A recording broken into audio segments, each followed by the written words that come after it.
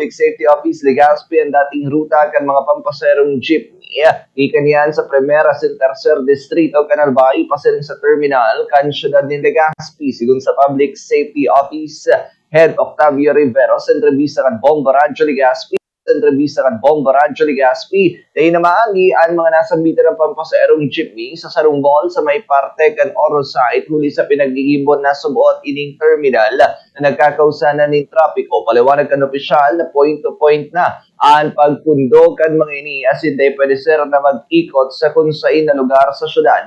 Dugang pagkinis sa mismong terminal na ang lunad kan gabos sa mga pasaherong nasa orgikan sa Primera sin Tercer Distrito kan probinsya. Tinawaduan ni Rivero na ang lakdang nga nasa ordinansa kan syudad maging nganing masaayos an sa indang ruta sin diretso an sa indang mga biyahe.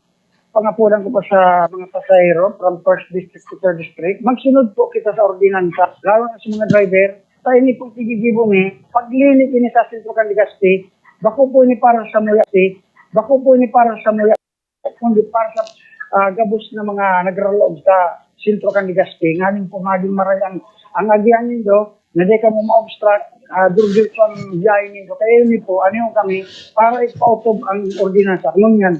Yan ang paliwanag ni Public Safety Office Head Octavio Rivero.